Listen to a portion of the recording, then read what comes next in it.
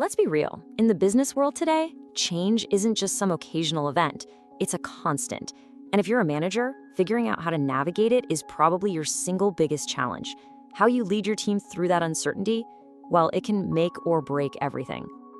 So I want you to just look at this number for a second. 70%. It's a pretty shocking figure, right? It represents something huge and something incredibly costly that's happening inside our companies every single day. Yep, that's the one. 7 out of every 10 major projects to innovate, to adapt, to transform, they just fail. The cost of that is absolutely staggering. And I'm not just talking about money and time. Think about the hit to morale, the trust that gets burned. The stakes are incredibly high. So this is the big question, right? Why are so many well-meaning plans just falling apart? And more importantly, what's the playbook for you to actually get it right? We're going to break down exactly why change fails, and most importantly, how you can be the leader who nails it. First things first, let's just call this what it is: a crisis. You see, change is no longer a big one-off project. It's become the new normal. And with that relentless pace, the leadership gap we're about to see, well, it's more critical than ever. Wow. Okay, this chart tells a huge story. Even though change is constant, our readiness for it is critically low. Only a quarter of organizations feel their senior leaders are actually great at managing it. This tells us something loud and clear. Leadership isn't just a factor in success, it is the deciding factor. Okay, so let's get into the why. Why are we failing so often? Let's diagnose the real issues here. It usually boils down to a few really common and very human challenges. The number one obstacle, almost every single time, is employee resistance. But look, this isn't just people being difficult. As you can see here, it's rooted in very real, very understandable concerns. A deep lack of trust in leadership, confusing or just plain bad communication, and a fundamental fear of what all this change means for them. And this right here, this reveals a massive part of the problem. It's a huge perception gap.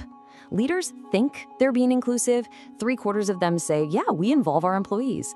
But then you go ask the employees, and less than half of them actually feel like they have any kind of voice. That disconnect is exactly where buy-in goes to die. And beyond that, you've got these other classic pitfalls. You've got communication completely breaking down. You have what we call change fatigue, that cynical, oh, here we go again feeling. And finally, leaders themselves just aren't prepared. Most employees don't think their managers have even been trained for this. All right, so we've laid out all the problems. It might feel a little bleak, but acknowledging the issues is the first step. Now for the good part. Let's build the solution. Here's a clear, actionable playbook that can totally flip those odds in your favor. It really comes down to 3 core pillars. It's that simple. First, you set a clear, compelling vision. Second, you empower the people who actually have to make it happen. And third, you sustain that energy to make sure the change actually sticks. Let's dive into each one. Okay, setting the vision is all about the why. People need to understand the purpose. Why are we doing this? How does it connect to our bigger mission? And you can't just say it once in a memo. You have to communicate relentlessly through every channel you have. Here's a good rule of thumb. When you are so sick of talking about the change that you can't stand it anymore, your team is probably just starting to really hear you. Step 2 is where you build the trust. Empowerment means being transparent. I'm talking about sharing the good news and the bad. It means truly involving people, so change is something you're doing with them, not to them. And critically, it means giving them the training, the tools, and the support to get through the uncertainty. And finally, you have to make it last. You, as the leader, you set the tone with your own positivity and empathy. You build momentum by finding and celebrating those quick, small wins that prove things are moving in the right direction. And then you weave these new habits right into the fabric of your team until it just becomes how we do things around here. Now look, this playbook isn't just some nice theory. When leaders actually put these ideas into practice, the results can be absolutely transformational. Let's check out a couple of real-world examples that really bring this to life. So think about Microsoft when Satya Nadella took over as CEO. The company was famous for its internal silos and competitive culture. He knew that to truly innovate, the entire mindset of the organization had to change from the ground up.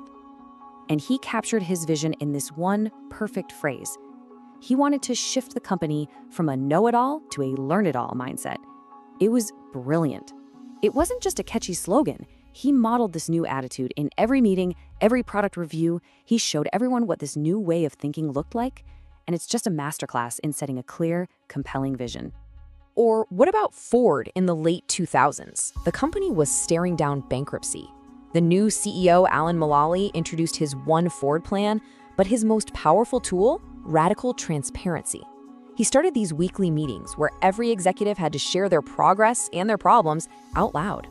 At first, no one wanted to admit anything was wrong, but Mulally made it safe. He treated problems as opportunities to help, not to blame. That built incredible trust, and ultimately, it turned the company completely around. So when you boil it all down, this is what change leadership really is. It's not about managing a spreadsheet. It is about guiding human beings through tough times. It's about providing clear direction when the path forward is foggy, offering stability when the ground is shaking, and giving people the inspiration to keep going. Ultimately, this all comes down to a shift in how we think. We often see change as this threat, right? This big, scary thing that we just have to manage and survive. But the real truth is that change is the ultimate opportunity. It is the moment where real leadership is forged. It's your chance to build a team that's stronger, more resilient, and way more innovative. Because make no mistake, another change is coming. It's not a matter of if, it's just a matter of when. So the only real question left is the one you have to answer for yourself. How are you going to lead it?